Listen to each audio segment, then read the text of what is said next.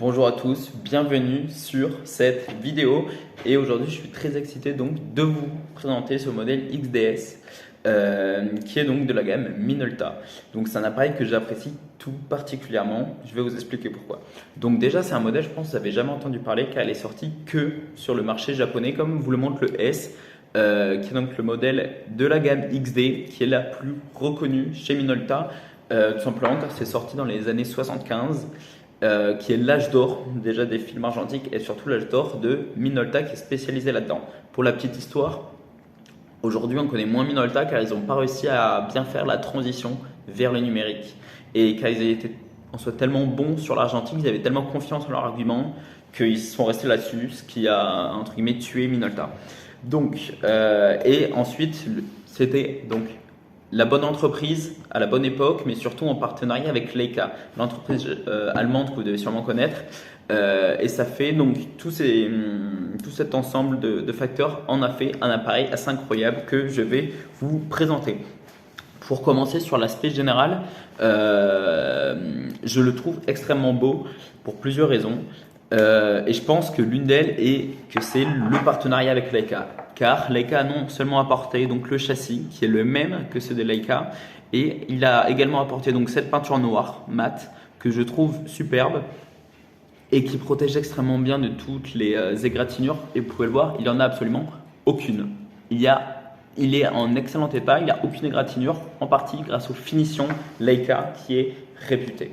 Donc ça c'est purement sur le plan esthétique, on peut voir quand même l'impact de Leica. Et ensuite sur la partie technique, c'est Minolta qui va prendre le relais et qui va en faire donc un appareil que je trouve assez incroyable. Donc pour l'info il est sorti en 1977 et voilà, donc je vais vous présenter de gauche à droite.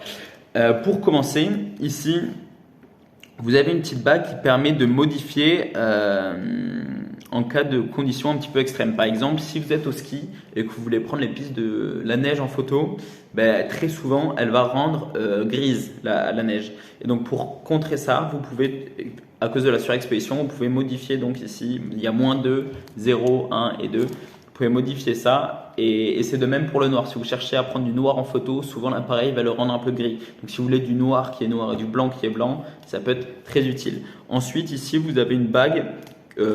Pour la tourner, vous devez appuyer et tourner la bague. Pour les ISO, tout simplement. Et petit truc rigolo aussi qui est très japonais. Vous avez ici un convertisseur car à l'époque, il se servait des DIN, donc un convertisseur DIN to ISO que voici. Et ils s'en servaient pas depuis 10 ans, mais c'est juste que les personnes très tradies au Japon, souvent les personnes assez âgées, ne voulaient pas passer au hasard. Ils ont leurs petites habitudes. Et donc, Minolta laissait ce convertisseur.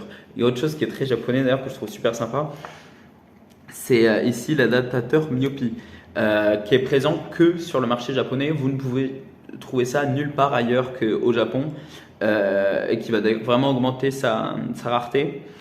Et qui est tout simplement, vu que sur le marché japonais, il y avait énormément de personnes avec des lunettes, ils ont créé ça tout simplement pour ajuster à la myopie ou l'hyper...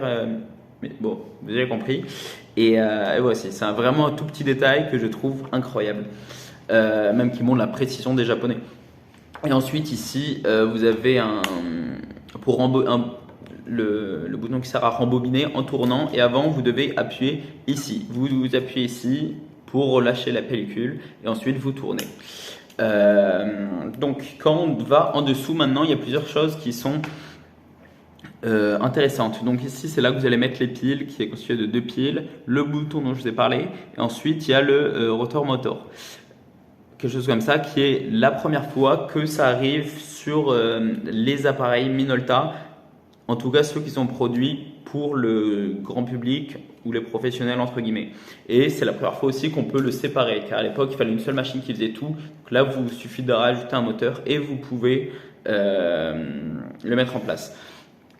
Ensuite, donc quand on remonte sur la droite, ici vous avez un retardateur. Retardateur que voici. Et comment il est là déjà, voilà, retardateur qui dure à peu près 10 secondes. Ensuite ici vous avez de quoi brancher donc un flash Et ici, voilà, la photo a été prise avec le retardateur. Et ici, vous appuyez ici pour enlever l'objectif. Vérifiez bien toujours lorsque vous achetez un appareil que le miroir s'ouvre bien.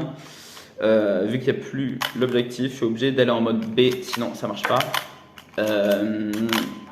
Donc voilà. Et pour info, si cet appareil ne marche pas si vous n'avez pas de piles. Donc trouvez des piles avant d'essayer de le faire marcher. Donc, et ensuite on arrive sur la partie qui est assez intéressante et surtout très innovatrice. C'est là qu'est la magie de Minolta en quelque sorte, c'est qu'il y a 3 modes. Le mode manuel, comme sur les appareils les plus classiques, les plus anciens, vous allez gérer vous-même l'ouverture et le temps d'ouverture. Par exemple, je suis en intérieur, donc on va mettre l'ouverture assez basse. Voilà, on gère tout seul. Même si lorsque vous prévisualisez, vous avez une recommandation qui va s'afficher. Je ne pense pas que vous verrez, mais voilà, donc si vous regardez à l'intérieur, vous aurez la recommandation qui va s'afficher au sein de l'appareil. Par exemple, ici, vont me recommander un temps d'ouverture de 15. Ce qui fait sens parce qu'on est en intérieur, il faut donc quelque chose d'assez rapide. Ensuite, on va passer à Aperture Priority, qui signifie priorité à l'ouverture. C'est-à-dire que tout simplement, on va juste avoir à sélectionner l'ouverture que l'on souhaite. Par exemple, je suis en intérieur, on va rester sur quelque chose d'assez fait pour avoir une ouverture assez grande et laisser passer beaucoup de lumière. Et ça, donc, ça dépend de la distance de votre sujet ou quoi que ce soit. Vous choisissez et l'appareil va choisir lui-même le temps d'ouverture le plus optimal pour prendre la meilleure photo possible. Ce qui était déjà présent donc sur des appareils. Mais là où il y a une vraie nouveauté de la part de Minolta, c'est qu'il y a la shutter priorité. C'est-à-dire qu'au lieu de choisir donc l'ouverture, on va choisir le temps d'ouverture, ce qui peut être super utile. Par exemple, si vous dites je veux une ouverture de minimum 60, simplement car en dessous vous risquez d'avoir une photo floue. Une floue parce que vous allez sûrement trembler, tout simplement que vous n'avez pas de quoi le poser.